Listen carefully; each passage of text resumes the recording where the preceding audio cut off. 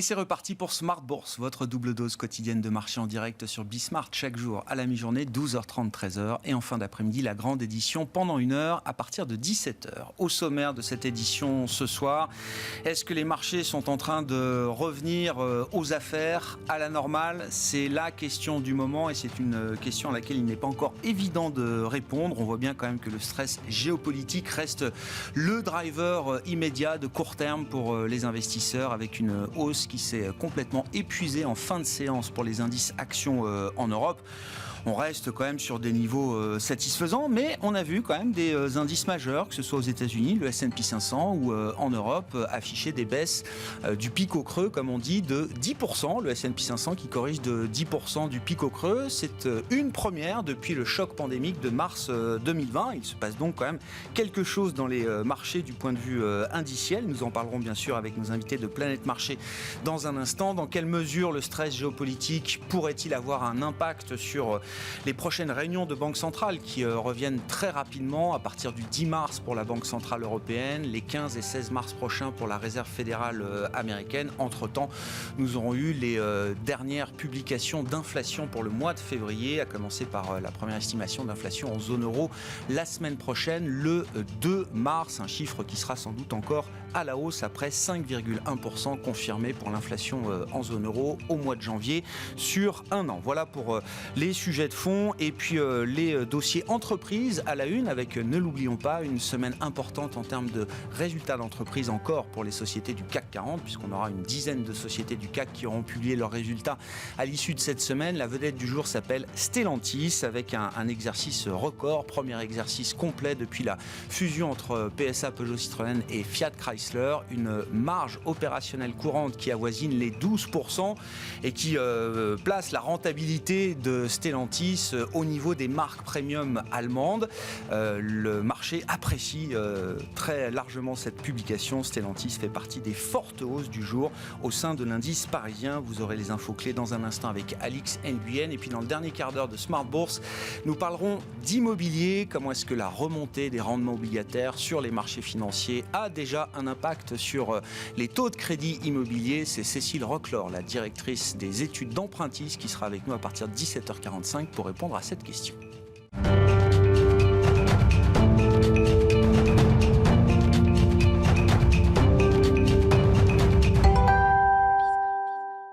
Mais d'abord, les infos clés du jour au terme d'une séance qui s'est jouée en 2 temps. Une première vague de rebond sur les indices européens qui s'est épuisée en fin de journée. Les infos clés donc avec Alix Nguyen. Pour l'ensemble de l'Europe, l'heure est à la hausse. Paris interrompt une série de 5 séances de baisse d'affilée. Wall Street, pour sa part, entame la séance par un rebond. Le marché semble relativiser les tensions autour du dossier ukrainien et retenir le caractère limité des sanctions à l'égard de la Russie. Sanctions survenues après la reconnaissance par Moscou de l'indépendance des 2 républiques séparatistes ukrainiennes. Les États-Unis, l'Union européenne, la Grande-Bretagne ou encore le Japon ont fait part de leur intention de cibler, entre autres, la sphère financière et les élites russes. On retient aussi que la rencontre initialement prévue demain entre le secrétaire d'État américain Antony Blinken et son homologue russe Sergueï Lavrov a été annulée. À noter enfin que l'Ukraine s'apprête à décréter l'état d'urgence alors que le président Zelensky a appelé à la mobilisation des réservistes. Sur le plan macroéconomique, ce matin, nous parvenaient les derniers chiffres des prix à la consommation dans la zone euro. Selon les dernières données publiées par Eurostat en janvier, le taux d'inflation y a atteint un record en rythme annuel. L'indice s'établit en hausse de 5,1% par rapport à janvier 2021. En France, après 2 mois de dégradation, le climat des affaires rebondit nettement en février. L'indicateur synthétique de l'INSEE gagne 5 points à 112 et se situe ainsi nettement au-dessus de sa moyenne de longue période. Le climat de l'emploi gagne quant à lui 2 points pour atteindre 113, soit un niveau inédit depuis avril 2008. Dans l'actualité des valeurs, hormis l'énergie, tout le secteur européen sont dans le vert. Celui de l'automobile signe la plus importante progression. Son indice Stoxx est en nette hausse grâce à la performance de Stellantis. Stellantis, dont le titre décolle, l'entité boucle sa première année d'existence avec des résultats records. Né début 2021 de la fusion entre PSA et Fiat Chrysler, le groupe fait part d'un bénéfice net de 13,4 milliards d'euros et ce malgré une production en baisse d'1,6 million de voitures du fait de la pénurie des puces électroniques. Danone progresse, le groupe nous fait part de ses premiers résultats depuis l'arrivée d'Antoine de Saint-Afrique à sa tête. En 2021, Danone a réalisé un chiffre d'affaires de 24 milliards d'euros, soit une hausse de 3,4%. À noter en revanche que sa rentabilité s'érode. Demain, 4 nouvelles composantes du CAC se prêteront à l'exercice des comptes annuels. On attend également une série de statistiques aux États-Unis, dont une nouvelle estimation du PIB. Tendance mon ami, chaque jour avec Alix Nguyen à 12h30 et 17h dans Smart Bourse sur Bismart.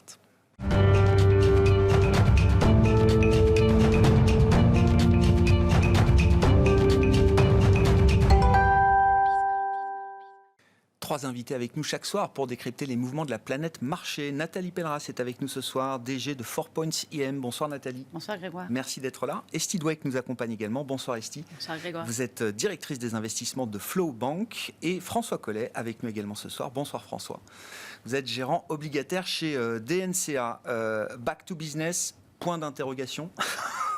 C'est la question pour commencer. J'avoue que j'ai rajouté le point d'interrogation dans l'après-midi, Esty. Est-ce que j'espérais qu'on allait pouvoir confirmer l'idée que oui, la géopolitique suivait son cours, mais que les marchés étaient en train de passer à autre chose, de revenir aux affaires normales, précédant le coup de chaud géopolitique. Visiblement, on n'est peut-être pas encore sorti tout à fait de cette étape-là, encore une fois, sur le plan des marchés financiers. Tout à fait. Alors, de manière historique, on a quand même vu que, en général, c'est la vente des marchés, elle se fait avant l'invasion, et que quand on a l'invasion, c'est le point bas. Je crois que ce qui se passe actuellement, c'est qu'on ne sait pas si le fait de reconnaître les deux régions séparatistes, ça compte comme l'invasion ou pas. Là, pour le moment, on a l'air de plutôt se dire que pas. Et donc, il faudrait soit dépasser le Donbass, soit on va dire provoquer encore plus, et ça veut dire qu'on pourra avoir encore quelques semaines assez volatiles, le temps qu'on ait un peu plus de clarté. Ça pourrait être même plus long, mais a priori, dans les prochaines semaines, on devrait quand même avoir une idée un peu meilleure de ce que Poutine a l'intention de faire. Et donc, sur le court terme, ça met les actifs financiers en risque. Alors, il faut distinguer, j'imagine, les actifs roubles, russes, et puis la partie européenne et la partie américaine. C'est une tension géopolitique qu'on retrouve quand même dans nos marchés aujourd'hui ? Oui, mais il ne faut pas oublier qu'on a eu un mois de janvier qui était très mauvais avant que la situation géopolitique se détériore. Bien sûr. Alors oui, maintenant on parle de correction avec les 10% du S&P, mais en fait, c'est pas que la géopolitique. Pour moi, c'est un cran de plus, on va dire, à ce mur des inquiétudes des investisseurs. Un des soucis, et je pense qu'on en parlera plus avec François, c'est que l'obligataire n'a pas l'air d'être le hedge qu'on aurait souhaité, ou en tout cas on n'ose pas y aller malgré la situation. Donc je pense que ça complique un petit peu en termes d'allocation de portefeuille. Mais on a des implications différentes forcément pour toutes les régions, mais ça pèse quand même sur le sentiment, ça exacerbe le problème d'inflation et ça soulève donc encore plus les questions du mois prochain pour les banques centrales. Un mot là sur cette ambiance de marché, Nathalie. Alors évidemment, on parle d'horizon assez tactique, de quelques semaines, quelques mois peut-être. On espère que dans quelques mois, la situation sera clarifiée, apaisée, normalisée, stabilisée, ce que vous voulez, et que les marchés auront repris les affaires courantes, entre guillemets. Mais pour l'instant, on n'y est pas encore. Ah non, pour l'instant, on n'y est pas encore, parce que même si on avait anticipé en fin d'année dernière, on savait bien que l'année 2022, ça allait être beaucoup moins facile en fait que 2021. Que l'alignement de planètes, on était sur un phénomène inverse. Globalement, on avait bien identifié tout ce qui pouvait mal tourner. Donc, c'est une bonne chose. En revanche, on ne voyait pas ce qui pourrait arriver comme bonne surprise. Et parce que les publications des résultats dont vous parlez, qui est toujours pour moi un des soutiens majeurs en fait, du marché, globalement, ça arrive un petit peu à son terme. Au niveau des revenus, c'est bien. Il y a eu plutôt des bonnes surprises. Mais ça y est, ce que maintenant le marché veut voir, c'est comment 2022 va se passer. Et donc là, on va rentrer dans une période de flou. Donc on va avoir encore un mois et demi, où il ne va rien avoir comme publication au niveau des entreprises, puisqu'il va falloir attendre début avril pour avoir. Et on n'aura donc que la macro et la géopolitique et les banques centrales pour driver les marchés, ce qui va faire que ça va rajouter encore de la volatilité. Ce qui est assez impressionnant depuis le début de l'année, c'est la rapidité des mouvements et surtout c'est les rotations, où vraiment on n'est même plus sur le trend back to work ou bien vraiment stay at home, on est plus sur value versus croissance. C'est au sein, est-ce que c'est cyclique défensif? Au sein d'un segment défensif, est-ce que c'est la qualité? Est-ce que c'est de la cyclique mais financière? Ou est-ce que c'est des matières premières? On est vraiment une espèce de schizophrénie avec des rotations très très fortes, très rapides, avec des mouvements en plus qui sont amples. Donc on est une vraie nervosité sur les marchés. Et avec, d'un autre côté aussi, on a vu beaucoup de mouvements baissiers, mais on n'a pas vu non plus de retrait massif. On n'a pas vu des fonds avec des grosses sorties, ce qui veut dire que ces grosses variations, elles se font beaucoup avec des produits dérivés, avec des effets de levier. Et ça amplifie en fait le phénomène, le cercle vicieux ou le cercle vertueux. Et on n'est pas en fait sorti de l'auberge parce que tant qu'on n'aura pas une plus grande visibilité sur la situation géopolitique, et comme je disais juste avant, a priori, il va quand même, Poutine, il joue contre la montre, il préfère y aller lentement. Biden, il provoque un petit peu. Et les sanctions, on ne sait pas non plus aujourd'hui. Est-ce que le marché est presque content que les sanctions soient pas trop sévères parce qu'on a peur des dommages collatéraux en termes de consommation. Et puis, il ne faut pas oublier qu'il y a un autre phénomène, je rajoute un petit peu, qui est que dans ce conflit, il y a la problématique aussi de la Chine, et donc du rapprochement entre la Russie et la Chine, sachant que la Chine est un des meilleurs marchés depuis le début de l'année, alors ça change par rapport à l'an dernier. Donc, il y a quand même beaucoup de risques. Pour certains, on sait qu'ils sont déjà intégrés dans les cours, mais la propension du marché à intégrer ce risque-là, et se dire on peut encore avoir des mouvements erratiques et qui pourraient être justifiés sur les marchés encore à la baisse malgré ce qu'on vient de connaître. Ce risque binaire géopolitique que les investisseurs détestent intégrer, comment vous l'évaluez aujourd'hui, François? Et il faut qu'on parle aussi des actifs russes et puis de la logique de sanctions, quand elles concernent effectivement, par exemple, le financement de la dette russe, etc. Est-ce que c'est rassurant si ça s'arrête à ce niveau-là? Est-ce qu'il faut être encore très vigilant sur cette situation géopolitique? Oui, il faut être vigilant, bien sûr. C'est quand même très difficile d'avoir une idée de ce qui se passe dans la tête de Vladimir Poutine. Visiblement, il est seul à décider.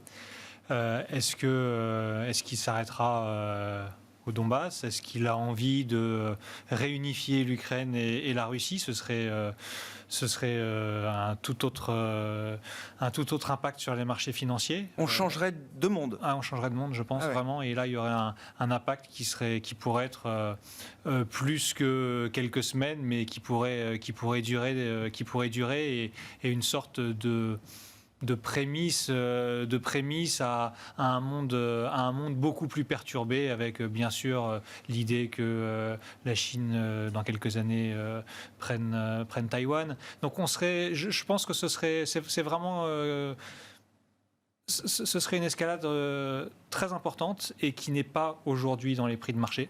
Donc autant se dire que demain il y a quelques échanges de tirs, il y a une prise du Donbass comme ce qu'on a déjà vu pour la Crimée, comme ce qu'on a déjà vu également dans la crise géorgienne.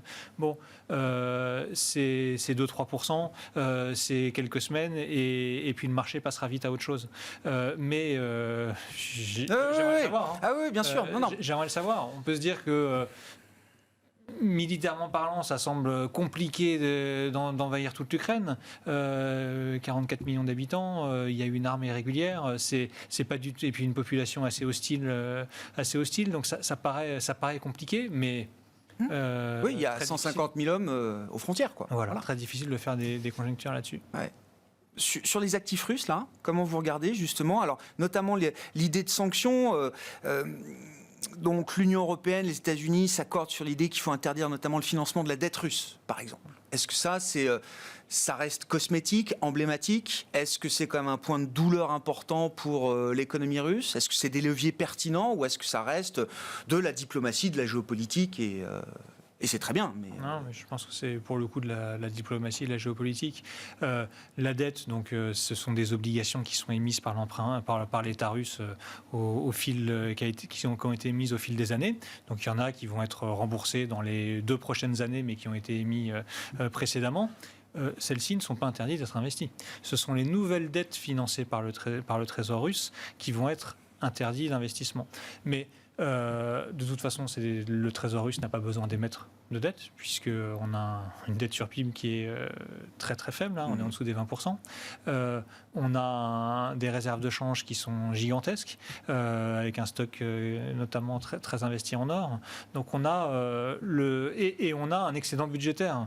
Donc la situation de l'État russe fait qu'il n'est absolument pas dépendant de la manne financière ou des investissements extérieurs, comme peuvent l'être d'autres pays plus proches, comme peut être la France, par exemple. Effectivement, si on interdisait les investisseurs internationaux d'acheter des OAT, ça poserait un problème bien plus important pour nous que ça ne le sera pour les Russes. Ouais.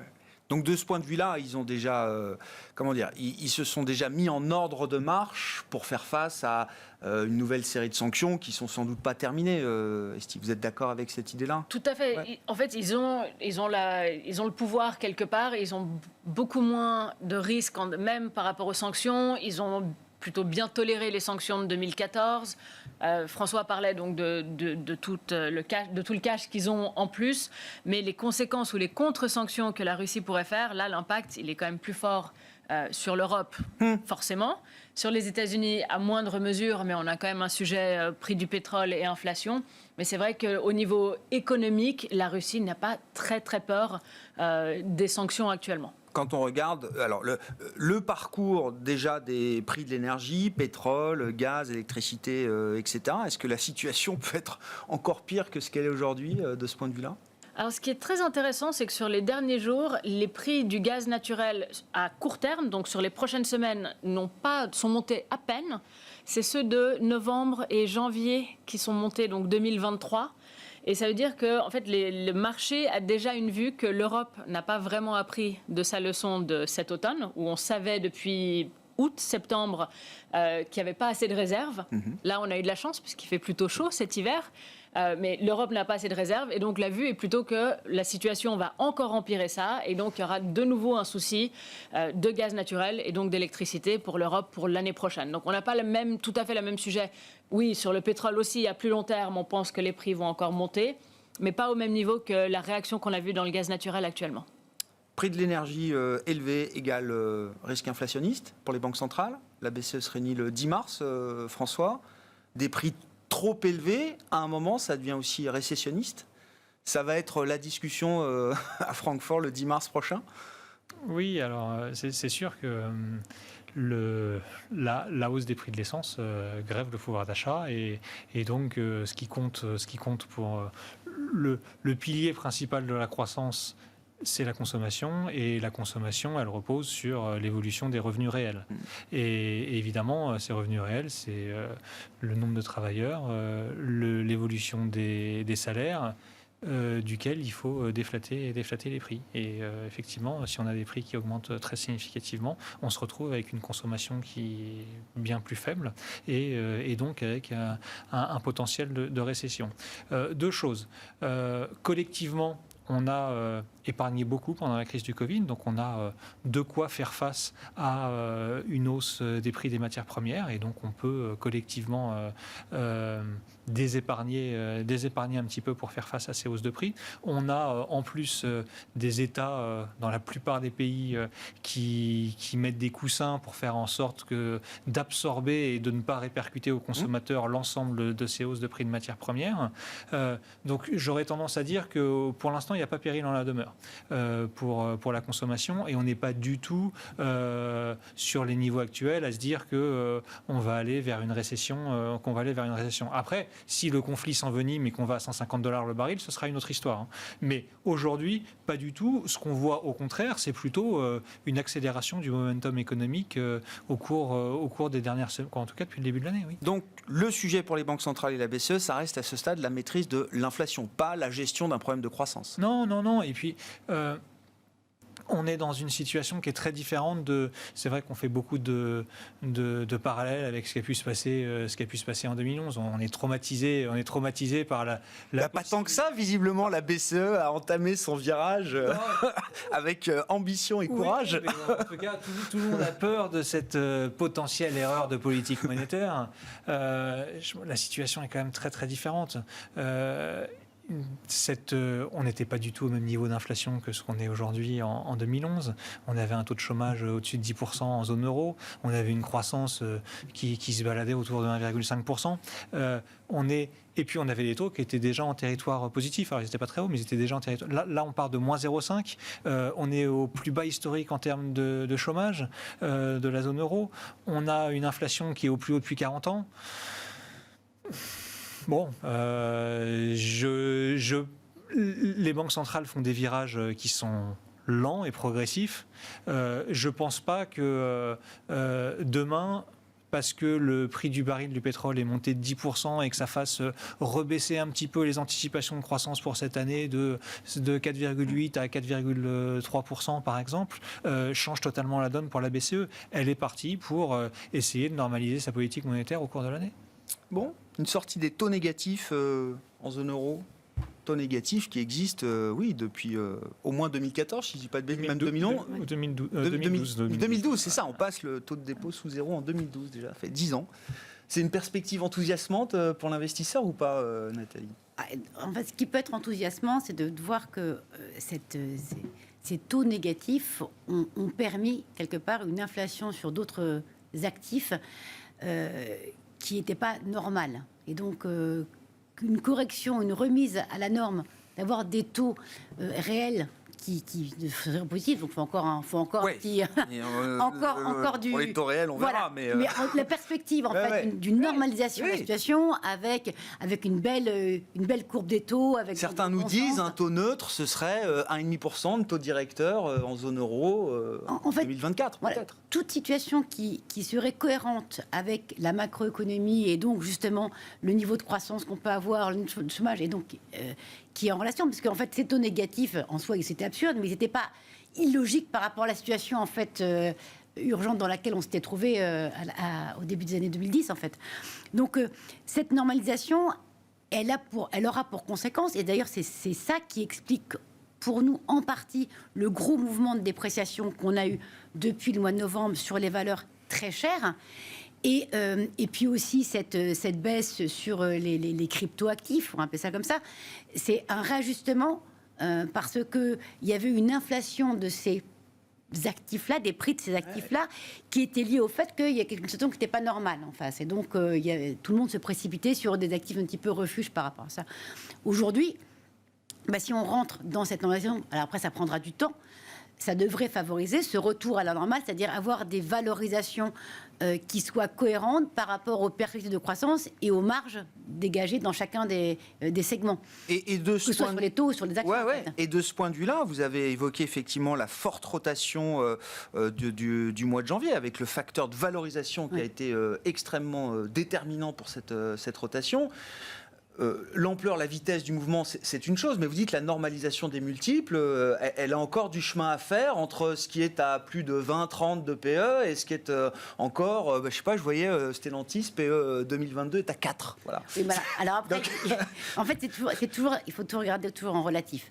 Parce que structurellement, l'automobile, la distribution, c'est pas des secteurs à forte marge, donc c'est pas des secteurs à fort PE. Et donc, quand ils sont en haut de cycle, on se paye plutôt 10 fois, quoi. On est plus... je caricature à peine, mais... donc, cette normalisation, c'est vraiment beaucoup plus le fait de se dire, est-ce qu'on va aller... La question, c'est est-ce que le marché va être prêt à payer encore pour de la qualité, où là, ça veut dire qu'on est en train de pricer quand même un peu du risque. La qualité, ça justifie que ça soit se payer un peu plus cher. Ou est-ce que le marché va rester vraiment en mode un peu totalement stressé, comme il est depuis un mois, et donc chercher que du défensif et défensif, en fait, avec juste un autre côté de valorisation. C'est-à-dire que je veux quelque chose qui soit pas cher, qui soit un petit peu corrélé au cycle, pas forcément de la qualité, parce que je privilégie le prix. Je pense que ce sera un juste milieu entre les deux. On le voit aujourd'hui dans des secteurs de la cote sur lesquels on a quand même un minimum de visibilité. Aujourd'hui, c'est pas les canards boiteux pas chers qui sont privilégiés. Parce qu'on n'a pas envie de boîtes endettées, on n'a pas envie de boîtes sur lesquelles les marges sont tellement faibles qu'elles ont une incapacité à pouvoir venir surfinancer, en plus si les taux montent. Donc il y a quand même, le marché privilégie quand même un petit peu cette qualité. Après, la correction des multiples, je pense que oui, qu'elle n'est pas terminée. Mais avec plus de plus de jugeote. Alors, le mois de décembre, c'était vraiment, on jette le bébé avec l'eau du bain. Non, mais tout ce qui est en forte croissance, et donc c'est cher. Et donc, à partir du mois de janvier, il y a eu quand même un petit peu un tri qui a été fait. Mais ça va rester quand même très, très nerveux. Et c'est quoi alors des secteurs ou des boîtes emblématiques qui correspondent aux critères du moment là aujourd'hui, En fait, Nathalie? il y a déjà... je pense qu'il faut chercher, en tout cas nous, ce qu'on essaie de rechercher, c'est des stratégies ou des secteurs qui, entre eux, peuvent être totalement décorrélés, pas dans le même sens. Comme dans les stratégies globales macro, où on essaye d'avoir des scénarios, en fait, différents. Là, quand vous avez... nous, par exemple, on avait renforcé tout ce qui était minière et énergie, pas parce qu'on avait la boule de cristal du tout, mais parce que dans les secteurs sur lesquels on était exposé, on n'était pas du tout... positivement corrélé à la thématique cycle-inflation. Ouais, je comprends. Et donc, c'est cette diversification-là, en fait, je pense... Logique de couverture, même presque. Oui, ou bien de pouvoir, parce qu'évidemment, se dire, acheter des valeurs pétrolières, quand on a un baril à 85, à l'époque, on se dit, c'est déjà trop cher, le risque. Mais il y a l'idée, il y a surtout le schéma, en fait, le marché s'est très focalisé en se disant... Il y a des secteurs sur lesquels la demande est liée au fait, c'est pas vraiment de la demande, c'est surtout qu'il y a le choc de l'offre. Comme on est contraint, il n'y a pas de matière, il n'y a pas de semi-conducteur, il n'y a pas tout ça. Et donc, le temps que ça se remette en route, une fois que ce sera remis en route, oui, mais on oublie en fait que la demande, elle reste présente. Et c'est pour ça qu'on voit au niveau des résultats d'entreprise, des publications, ce qui est intéressant, c'est qu'au niveau de la top line, les revenus augmentent. Et donc ça veut dire qu'il y a de la demande. Et donc, ça reste quand même structurellement porteur. Sur les décisions de marché en ce moment, Esti, alors je reviens quand même à l'idée d'un S&P qui a corrigé de 10% du pic au creux, ce qu'on n'a pas vu depuis le déclenchement de la crise pandémique, mars 2020 à part bien sûr. Le CAC aussi a fait moins 10. Alors le Nasdaq lui a commencé à corriger un peu plus tôt, c'était en novembre dernier, donc on a un moins 18 peut-être sur le Nasdaq du pic au creux. Bon, si on arrive à regarder un peu à travers le stress géopolitique, est-ce que c'est déjà des niveaux d'intervention intéressants pour des investisseurs patients, rationnels ? À mon avis, oui, ça commence. De nouveau, on a quelques semaines, je pense, de volatilité. Hier, on est passé tout près des plus bas de janvier pour le S&P. Ils ont tenu. Donc, je reste optimiste en se disant que si ça tient, ça commence à mettre en place les choses pour un rebond qui serait plus intéressant. On n'a pas fait de nouveau plus bas sur le S&P, malgré tout ce qui s'est passé sur le front géopolitique. Voilà, on est resté. Donc, les plus bas de janvier ont tenu. Donc, de nouveau, on a la géopolitique qui s'est rajoutée à un marché qui était déjà fébrile, fragile, déjà en forte baisse, beaucoup plus inquiet des banques centrales. Donc voilà, ça en rajoute, mais c'est pas le seul driver. Et d'ailleurs, dans les baisses, ou même dans les meilleurs jours, on a plus de breadth des indices que ce qu'on avait en janvier. Donc quelque part, le marché, il s'améliore. Il y a une participation plus large. Exactement. Ça s'améliore un peu quand même, si ça se voit pas encore au niveau des indices. Mais je pense que beaucoup des incertitudes qu'on aurait peut-être pensé avoir pour la deuxième moitié de l'année, quand on était encore en novembre, forcément fin novembre, début décembre, surtout avec la Fed, ont été avancées à la première moitié de l'année, très fortement, alors un peu violemment aussi, mais on va commencer à avoir beaucoup de clarté là-dessus. On a quand même un marché qui maintenant price 7 hausses de taux de la Fed. Ça me paraît trop. Je pense. Alors après, on ne sait toujours pas ce qu'ils vont faire avec le bilan et à quelle vitesse ils vont réduire et jusqu'à quel niveau. Donc il reste des questions. Mais on a pricé beaucoup de resserrement monétaire. Et je pense qu'à un moment, on va quand même se rapprocher quelque part un peu d'une surprise, un tout petit peu dovish, dans le sens où je ne crois pas qu'on arrive à cette hausse de taux. À un moment, on va quand même se poser la question de la croissance qui revient un peu plus à la norme après la réouverture. L'inflation risque de rester un problème pendant un peu plus longtemps. Mais je pense que la deuxième partie de l'année, en fait, on aura répondu à beaucoup des questions plus difficiles. Et ça sera, si les résultats restent bons, ce que je pense sera le cas, ça devrait être plutôt positif pour les marchés. Et vous imaginez que la Fed, on verra la prochaine communication 15 et 16 mars pour le FOMC, mais vous imaginez que la Fed puisse assez facilement se mettre en pause, si besoin était, à un moment... au cours du deuxième semestre 2022. Ça fait partie des scénarios qui sont évoqués par certains stratégistes, qu'il y aura peut-être à un moment besoin d'une pause pour évaluer la situation, peut-être avec effectivement une économie qui se sera normalisée aussi un petit peu entre-temps. Alors, ça dépend. Ou est-ce qu'on voit une Fed qui part sur quelque chose de très automatique dans un premier temps et qui aurait du mal à remettre en cause le côté un peu systématique de sa normalisation, au moins pour... Alors, je ne pense pas qu'ils soient dans le systématique actuellement. Je pense qu'ils attendent de voir les données. Je pense qu'ils croient toujours que l'inflation va baisser à un moment. Ça prend clairement plus de temps que ce qu'ils pensaient, ce que je pensais aussi. Mais ça devrait quand même baisser des 7% actuels à un moment, deuxième voire troisième trimestre. Est-ce qu'on revient à 2 d'ici septembre? Certainement pas. Est-ce qu'on revient à 4 et qu'on a un petit peu moins la panique? C'est déjà plus probable. Ça dépend aussi de la définition de pause. Est-ce qu'on est de mars à décembre, je crois qu'on est à 7 ou 8 meetings, ou 9 meetings même, parce qu'il y en a qui pendant, ou 50 points de base, plus les 7 meetings qui suivent.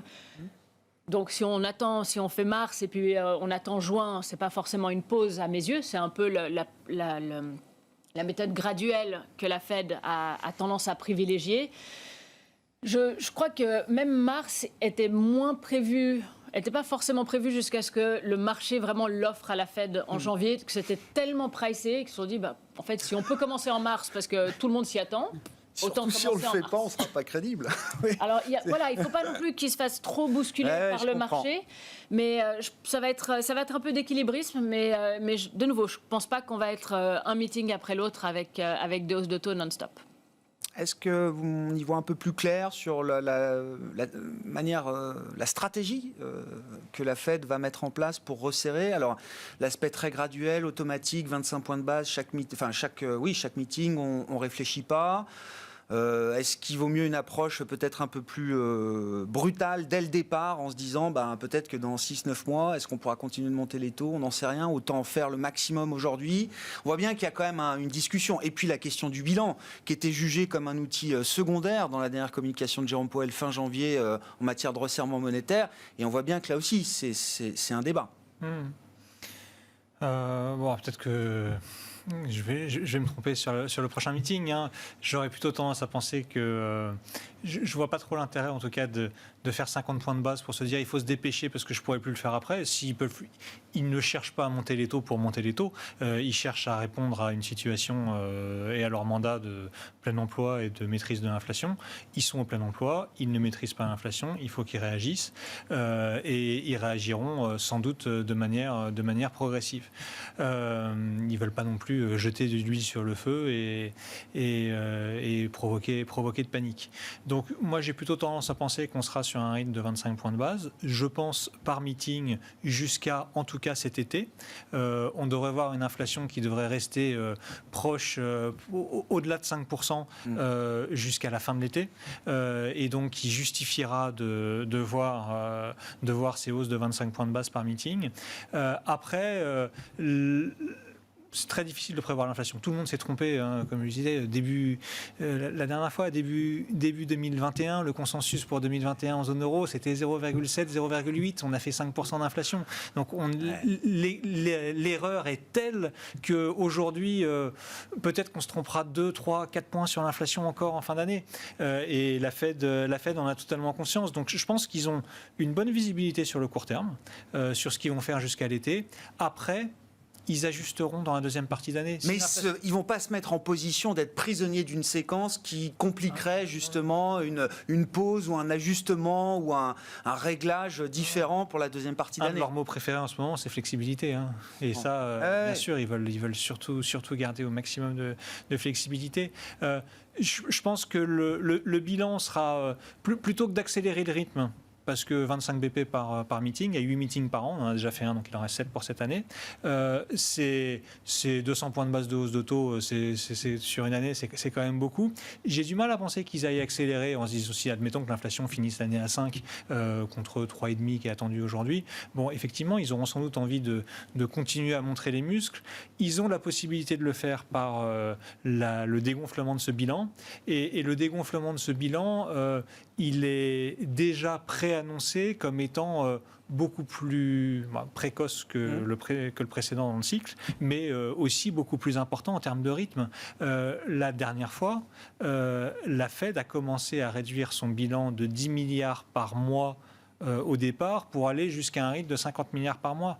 Là, ce dont on parle, c'est dès le départ de 50. réduire de Ouais, c'est ça. 50, voire 100 milliards, voire 100 milliards Voire par 100 mois. milliards par mois. Donc, effectivement, ils auront, je pense, cette arme supplémentaire pour pouvoir accélérer si besoin est. Et à l'inverse, bien sûr, qu'ils pourront passer d'une hausse par meeting à une hausse tous les 2 meetings uniquement, si effectivement l'inflation revient vers 2% et est en vue pour atteindre 2% en fin d'année, début d'année 2023. Bon, ça semble déjà quasi acquis, au moins pour les prochains mois du côté de la Fed, côté Banque Centrale Européenne. Est-ce que le 10 mars viendra confirmer la tonalité du discours de la conférence de presse de Christine Lagarde le 3 février dernier ? Je pense aussi qu'on a eu beaucoup de communication depuis, qui a été. Ils sont pas tous d'accord, hein, évidemment. Vous citiez ce matin Holtzmann, l'Autrichien. Holtzmann, voilà, oui. Et je pense que à côté de lui, les membres de la Bundesbank sont des colombes, hein, qui. Bon, la séquence a été par l'écrasante majorité des membres de la BCE définie. On finit le quantitative easing, on monte les taux après.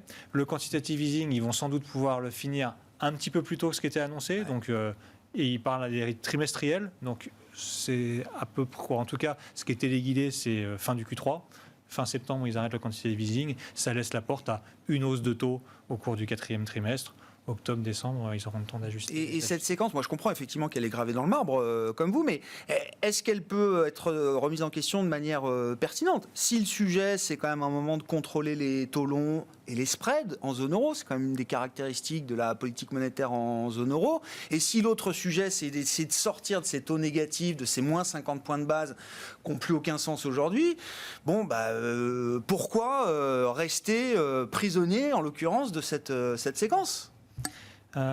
Pourquoi ? Parce que la BCE est dans une situation bien plus inconfortable que la Fed, parce qu'effectivement, elle a ce mandat officieux qui est de maintenir la stabilité de la zone euro.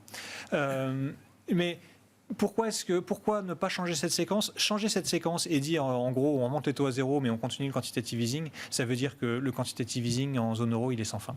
Et ça, je pense qu'il y a beaucoup de membres des pays frugaux qui ne veulent pas que la BCE finance de manière illimitée les États, parce que c'est mettre le doigt dans l'engrenage il n'y a plus aucune orthodoxie budgétaire à venir en zone euro. Donc je pense que c'est pour ça. Après, oui, effectivement, ça va être très compliqué pour la BCE et ils vont marcher sur des œufs. Ça fait 10 ans qu'on n'a pas eu de taux positif, ça fait quasiment 8 ans qu'on a eu quantitative easing.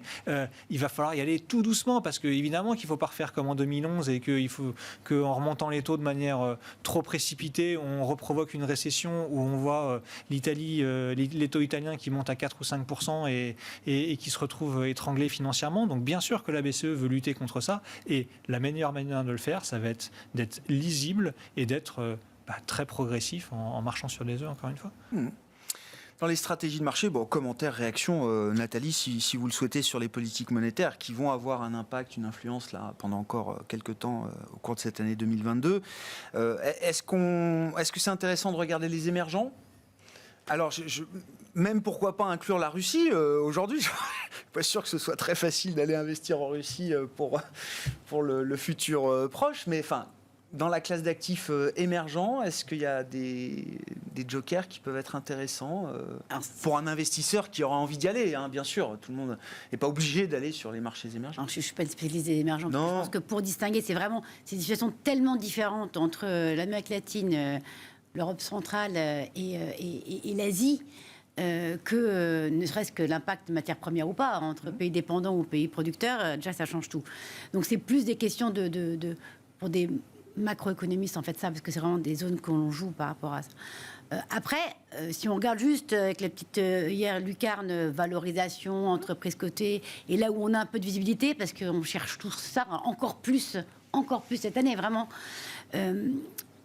Il y a un endroit où, dans les émergents, où en fait, nous, on a un doigt, vraiment un doigt, c'est la consommation chinoise. Donc, et alors pourquoi consommation? Parce qu'en fait, le but est de se dire, le problème quand vous jouez de l'indice chinois, c'est que vous achetez, comme quand vous achetez du S&P 500, vous achetez quand même une vitrine chinoise qui n'est pas vraiment l'économie réelle. Or, ce qu'on voulait nous avoir dans les portefeuilles, c'était plus une exposition à cette croissance de cette demande domestique. Et là, sur lequel il y a un cercle vertueux, parce qu'on sait que l'État, il pousse à ce que cette classe-là émerge, donc consomme plus. Prospérité commune. Et là-dessus, on voit d'ailleurs que c'est un des segments qui a le moins souffert l'an dernier, parce que aussi il n'y a pas tout ce biais un peu techno, et sur lequel on peut avoir un peu d'utilité.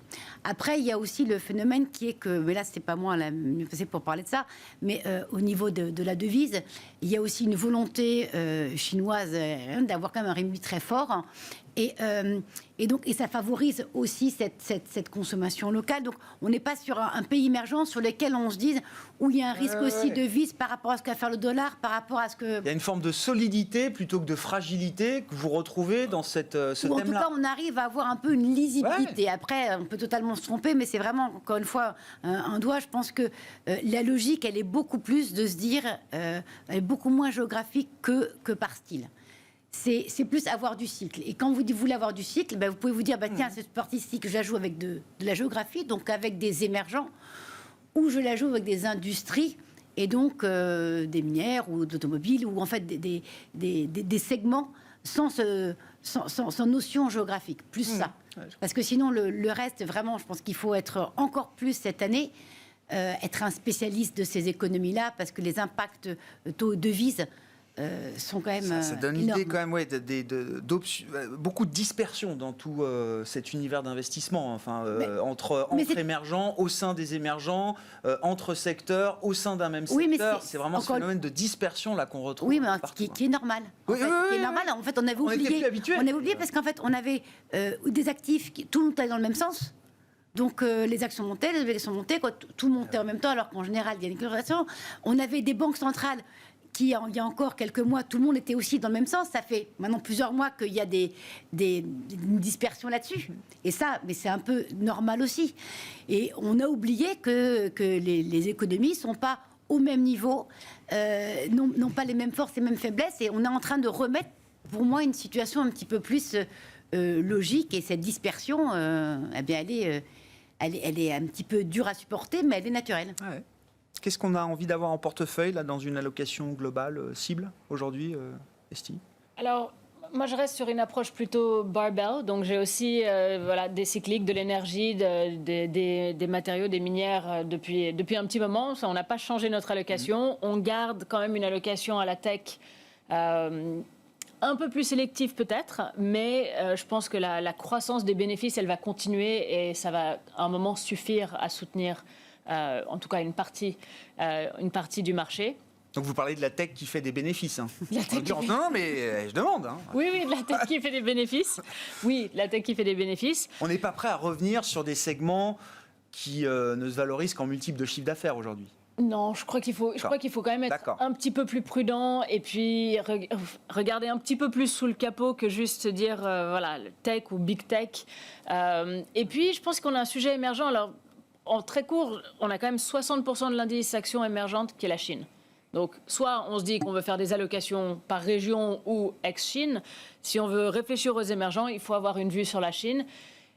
Le consensus était plutôt positif. On a eu 2 jours un peu de stress, mais les régulateurs chinois sont en train de dire qu'ils n'ont pas du tout l'intention de recommencer, ou pas de la même façon. Ils essaient de soulager le marché.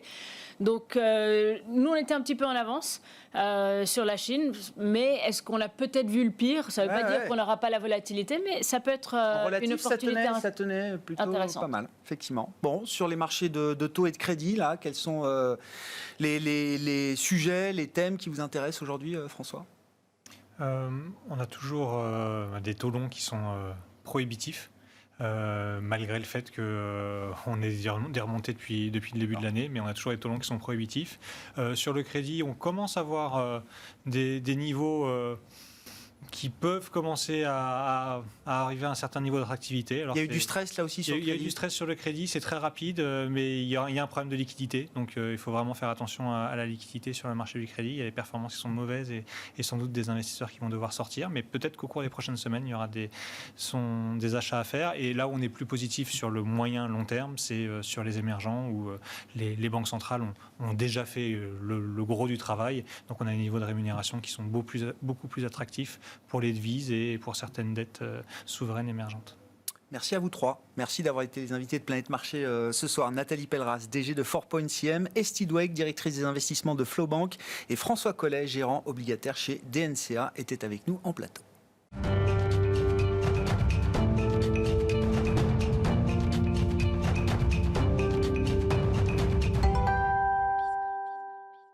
Le dernier quart d'heure de Smart Bourse, chaque soir, c'est le quart d'heure thématique. Le thème ce soir, c'est celui de l'immobilier et notamment de la question des taux de crédit immobilier alors que les rendements obligataires remontent sur les marchés financiers. Cécile Rockler est avec nous en plateau, directrice d'études d'Empruntis. Bonsoir Cécile. Bonsoir Grégoire. Ravi de vous voir. Effectivement, nous on commande ça au quotidien dans Smart Bourse, donc la remontée des rendements obligataires d'État sur les marchés financiers en Europe, bien sûr, en France. Que dit le terrain ? Que se passe-t-il du côté des banques ? Comment est-ce que la situation se transmet ou pas aujourd'hui au taux de crédit immobilier ? À quelle vitesse ça peut aller et jusqu'où ça peut nous emmener ? Alors, on va essayer de sortir la boule de cristal, on va regarder ce qui se passe en ce moment. Vous avez raison, on commence à avoir les premiers impacts. Depuis le début du mois de février, on commence à avoir une hausse qui est très, très maîtrisée, puisque sur 20 ans, on va avoir un écart entre avant début février et aujourd'hui de 0,10 centimes. Ça veut dire qu'en gros, le taux moyen sur 20 ans, c'est 1,10 au lieu de 1%.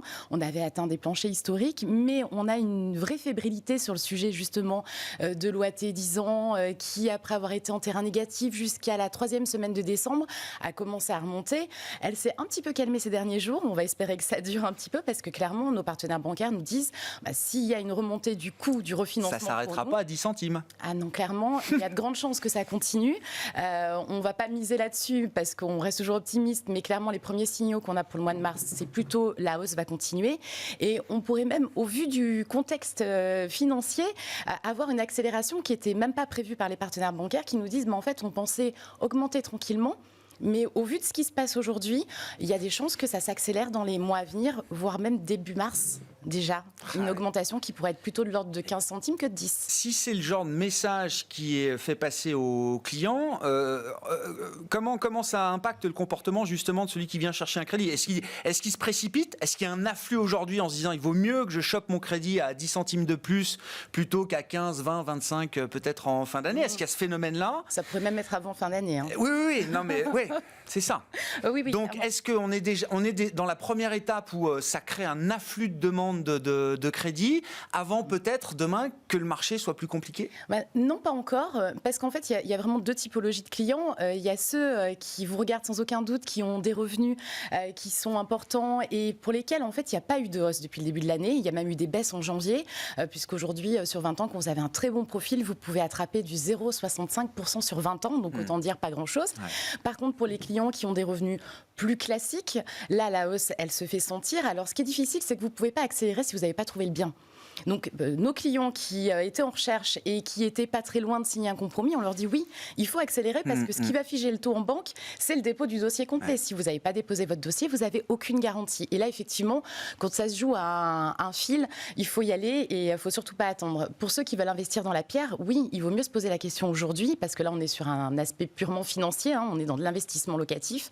Et là, il vaut mieux saisir les opportunités d'aujourd'hui qui seront certainement à 99% sauf changement macro, qui ne seront plus les mêmes dans un mois, dans 2 mois ou encore plus dans 3 mois, puisque la hausse, elle pourrait très rapidement atteindre 15, 20, 30 centimes par rapport à ce qu'on a connu. Alors, on va se dire qu'on a quand même connu des choses... On part de zéro, donc effectivement. Non, mais bien sûr. 1% sur 20 ans, enfin, on ne croyait même pas les atteindre un jour en taux moyen. Et quand je vous parle de 0,65% sur 20 ans, en fait, on se dit que même si on prenait 30 centimes, Il n'y a pas péril en la demeure. Mais pour les ménages qui sont un peu plus serrés en taux d'endettement, ceux qui ont déjà utilisé le ressort du crédit comme levier pour leur patrimoine et qui veulent continuer à s'engager dans la pierre à titre personnel ou à titre financier, là, il y a un ressort qui va jouer vite parce que si vous prenez 30 centimes, vos revenus ils doivent avoir augmenté de 3% pour faire le même investissement de 200 000 euros. Et là, 3%, c'est plus anodin. Ouais. Non, mais on boucle avec la question, effectivement, des augmentations de salaire, etc., permettant de couvrir l'inflation. Exactement. À un moment, quand même, va se poser la question, oui, donc c'est ce que vous dites, de la solvabilité d'une partie du marché.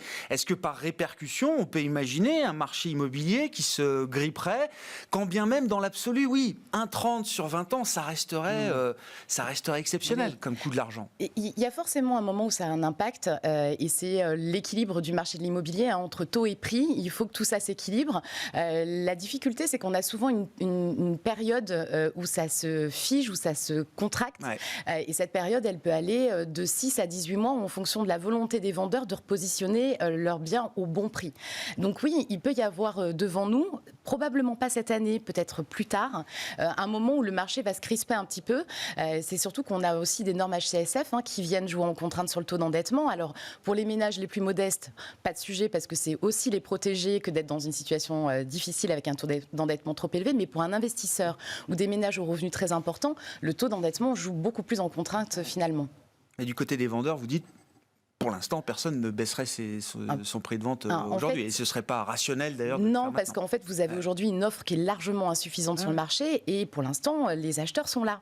Donc tant qu'on a un déséquilibre entre l'offre et la demande, je ne vous apprends rien, on est purement dans du marché, en fait, ça continue de grimper.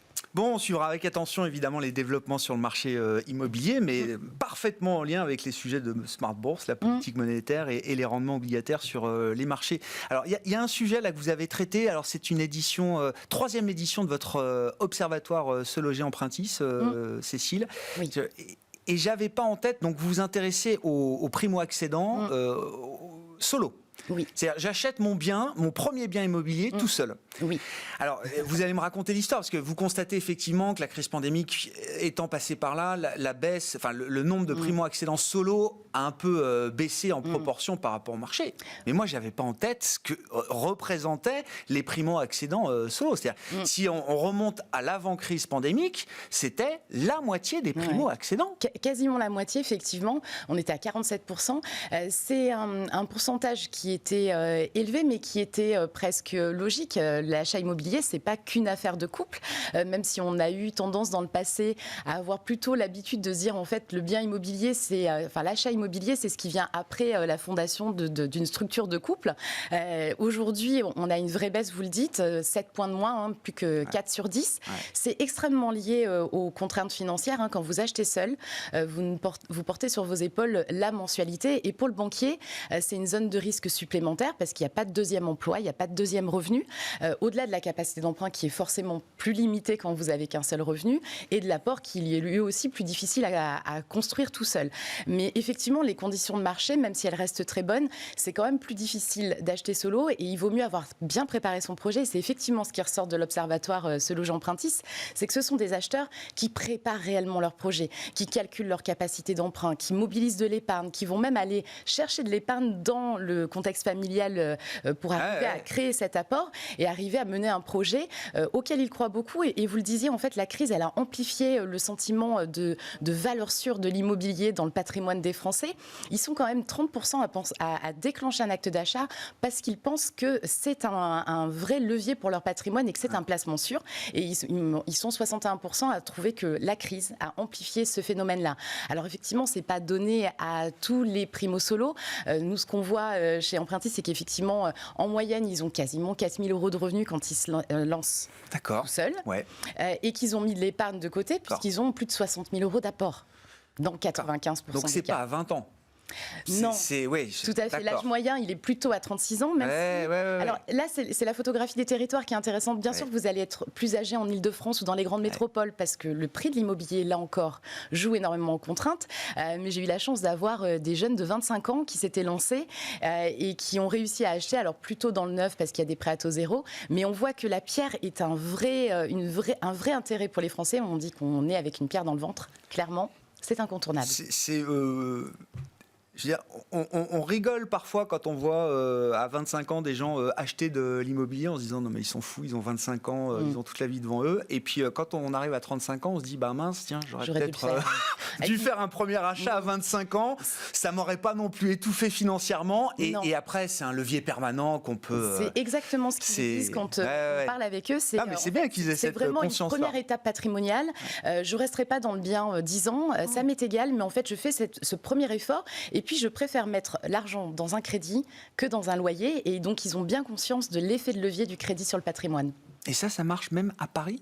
Possible en solo à Paris ou... Alors, c'est clairement, c'est plus difficile. Là aussi, les prix font malheureusement défont le marché. Mais effectivement, acheter solo Paris intramuros, je ne vous parle pas du niveau de revenu parce qu'il serait indécent. Maintenant, en moyenne couronne et en grande couronne, oui, ça se fait sans problème. Il faut bien préparer son budget. Et vous avez fait justement une liste, je crois, là, des zones qui intéressent le plus les primo-accédants solo. Alors, je ne sais pas, sur la répartition des territoires. Bon, c'est quand même les grandes métropoles, quoi, c'est ça. Ils ont, comme les primo-couples, en couple, ils n'aiment pas trop sortir du territoire dans lequel ils sont. La mobilité en immobilier, ce n'est pas vraiment un fonctionnement français. On préfère rester dans le territoire qu'on connaît, avec les commerces, les transports qu'on maîtrise. Mais le solo, lui, il a vraiment envie de rester à l'intérieur des grandes villes. D'abord parce qu'il cherche à une moins grande surface, en tout cas, parce qu'il n'est pas à deux, il n'a pas d'enfants, donc dans la plupart des cas, c'est beaucoup plus facile. Et puis, il a envie de vivre. Donc, être propriétaire, ça ne veut pas dire s'arrêter de vivre. Et donc, la question de l'apport, vous l'avez évoqué d'un mot, ça devient, c'est important aujourd'hui, mais ça devient clé quand on est un acquéreur solo, primo-accédant.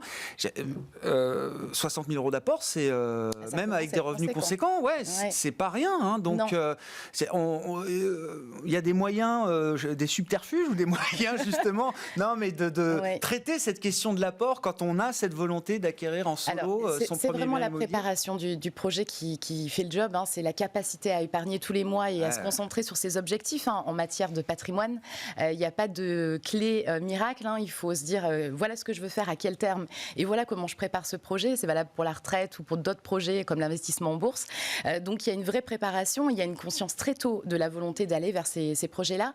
Et quand on n'a pas beaucoup d'épargne, ce qui va séduire le banquier, c'est le niveau de revenu, puisqu'on a quand même 5% de ces primo-solos qui n'ont pas le capital nécessaire, mais par contre, ils vont valoriser leur dossier avec un niveau de revenu.